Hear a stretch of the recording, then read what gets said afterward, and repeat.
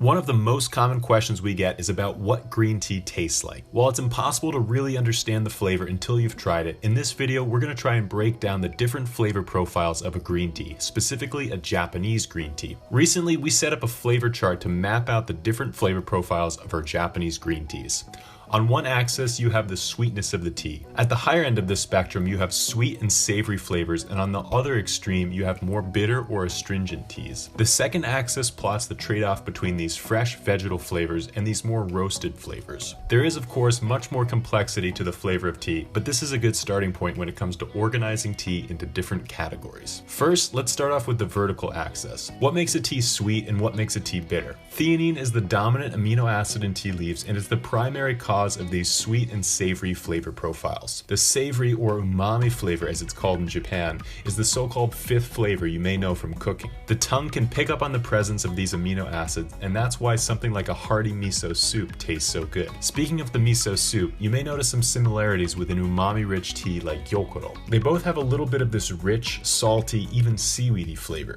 True fans of Gyokuro tea look for this dense flavor profile. Gyokuro brews up a thick, brothy infusion that weighs heavy on the palate, but it's balanced out with this nice sweetness. Gyokuro tea sits right on top of the vertical axis because it has the highest concentration of theanine. When a tea is exposed to sunlight, it begins to convert this sweet and savory theanine into more bitter catechins. Because Gyokuro is a shade-grown tea, it's able to retain much more of its theanine, but unshaded teas like the Sencha from Shizuoka take on a much more bitter flavor. A bitter green tea can begin to take on a citrusy flavor profile, almost like a bitter grapefruit. It also has this astringency, which can create a drying sensation in the mouth. One theory states that as the astringent components of the tea begin to bind with the proteins in your saliva, you notice a puckering effect, similar to when you drink a dry red wine or eat a citrusy fruit. A lot of tea drinkers prefer drier teas to sweeter teas because of this intense physicality, or how the tea actually interacts with your mouth. Because this unshaded Sencha tea is so low in theanine and so high in catechins, it sits on the lower end of the spectrum.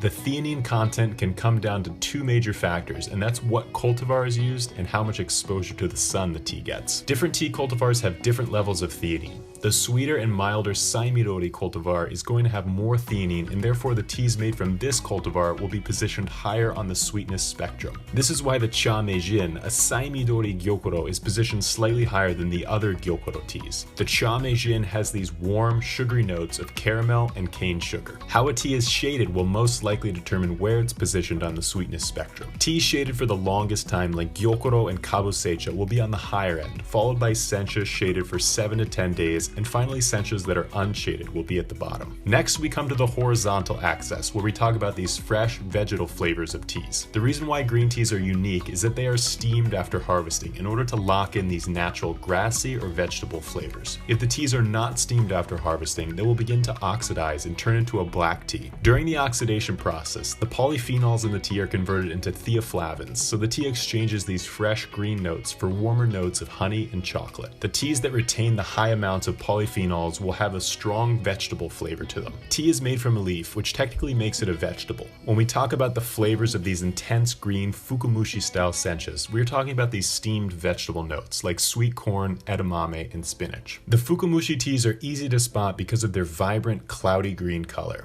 They are steamed for an even longer time, which breaks down the cell membranes of the plant and allows more of it to flow into the cup. This allows them to be positioned on the right side of the horizontal axis. An even more extreme version of these grassy or vegetable flavors is matcha. Because you are drinking the entire leaf, you get an even stronger hit of this steamed vegetable flavor. A lot of people describe matcha as having this intense spinachy or even seaweed flavor. At the same time, it's also positioned on the high end of the sweet and savory spectrum because it does have this strong umami flavor from all the shading. I've also noticed that some matchas take on this floral note and even a little bit of dark chocolate in the finish. Matcha is definitely a tea like no other, and it's well deserving of this top spot on the far right of the spectrum. On the other end of the spectrum, we have roasted teas like hojicha. After the tea leaves have been processed, some teas are later roasted at a higher heat to create teas like kamairacha, partially roasted, and hojicha, fully roasted.